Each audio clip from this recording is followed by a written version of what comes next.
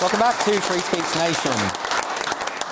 It has been reported that the NHS has spent more than £1 million on staff networks which use taxpayers' money to put on events concerning transgender issues, sexuality and racism. Tea and rainbow cake picnics and a special session about pronouns were all included.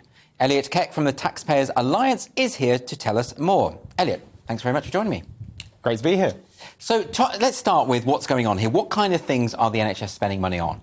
Well, you said something really interesting at the beginning of the show, which is that you should always assume people's intentions are better than they actually are. So I'm going to go ahead and assume that the NHS intentions are the best here. So what we're looking at is a range of staff networks. Now, some of them for causes that I think are probably quite understandable. So there's networks, for example, for carers. But some of them are a lot more questionable. So you've got LGBT, race, spirituality networks. And the problem is a lot of the stuff that they're putting on, a lot of the events that they're holding look pretty suspect and often, you know... in what way suspect? Well, so for example, you've got something like Pronouns Day, you've got Larissa Kennedy coming into one NHS trust, and she's someone who's very prominently campaigned against government and called it classist, racist, ableist. And so I think some of these networks do start to delve into the politics, and they cost a lot of money and take up a lot of staff time. So the pronoun issue is an interesting one because, I mean, that, as far as I can see, that is an ideological stance. If you want to announce your pronouns, what you are doing is you are declaring your belief in the notion of gender identity,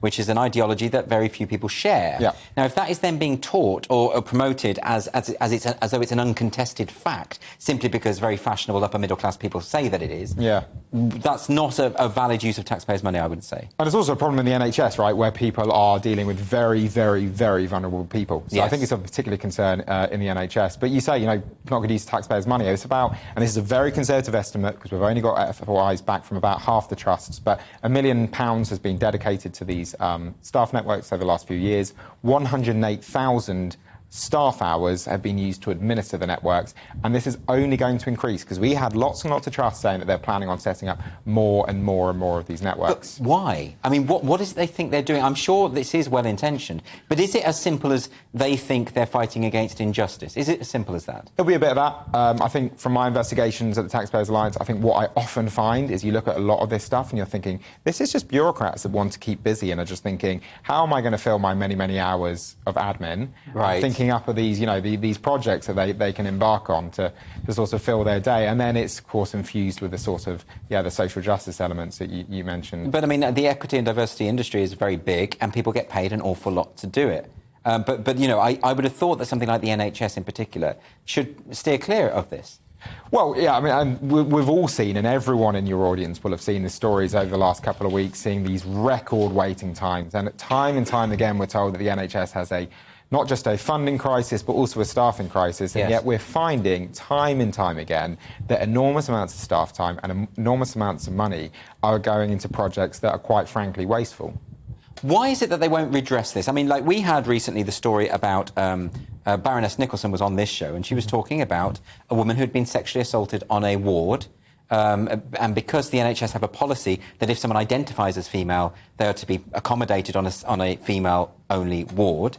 And they have a further policy that if any female patient complains that there's a man there, they're to be told there is no man there, that's not happening, right?